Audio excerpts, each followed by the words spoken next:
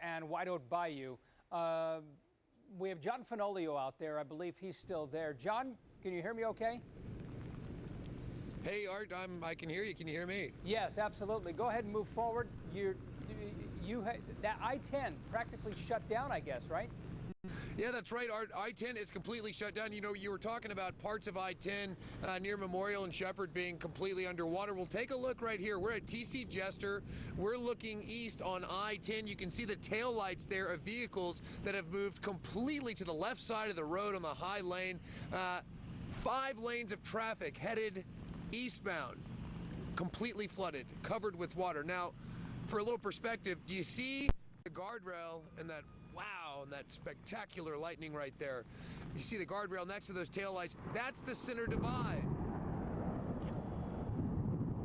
That is the center divide. There is no traffic. There is no traffic coming westbound on I-10. It's almost eerie to not see any cars coming westbound on I-10. Now, you can see some headlights way in the distance, but there is just no traffic right here. All along I-45 and I-10, along the feeder roads, we have seen vehicles submerged, vehicles who tried to exit the freeway to get off because the traffic was so bad.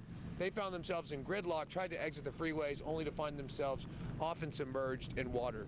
So, yeah, this is a dangerous situation. You talked about the commute. What's that going to look like tomorrow? Well, if it's anything of how it looks right now, the commute's going to be pretty awful. You know, in situations like this, with this much kind of precipitation, with this kind of rainfall, it's almost like the kind of rainfall we have in a hurricane. There's such a buildup and such a preparation for that, and it just seems like so many people were caught off guard by this stormy weather. And we can see it in the vehicles that are stalled by the side of the road. We can see it in the vehicles that are currently stalled on I-10, and we've seen it in all these people that are abandoning their cars and getting out and asking us, do you know anything? You can see some of these vehicles right here who are pulled over. These are people right here on the side of the road, by the way, who have just pulled over to sleep. We've gone around, we've talked to some of them, and we've asked them, what's your plan? What are you doing? They're like, what can we do? We have to sleep. So where we are is where we're staying, right here. We're going to keep you posted on if anything changes. We'll certainly let you know if I-10 opens back up or if we see any movement. But for now, live over I-10 at TC Jester, John Fenolio, 13 Eyewitness News. John, it's as we look at those pictures of those vehicles, one picture comes to mind here, and that is Hurricane Ike. When we had this massive backup on the freeway, and they just sat there for hours. They may be stuck there until, you know, early in the morning, because you have further down that road right there, you'll have, now this right here is I-10 Katy at Washington. You have the same situation, and you have a backup and an overflow on the freeway of around 5 to 6 feet of water, Travis was reporting, because of the overflow over the overbanks from White Oak Bayou. So they have nowhere to go, and have you seen anyone actually try and make a U-turn and get out of that area?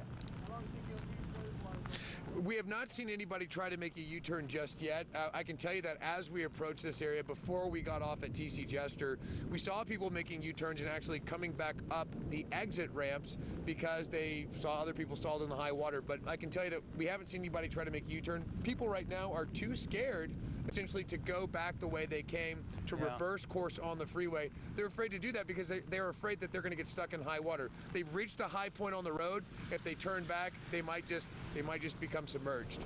Well, just about everywhere you travel in the city right now, you're just running into high water, so that's the difficulty of it all. Thank you, John. We appreciate your reporting out of the west side over there at TC Jester and I-10. Well, if you get any new information, get back with us, because those pictures are really stunning. Let's go ahead and look at a couple of more TransStar Jam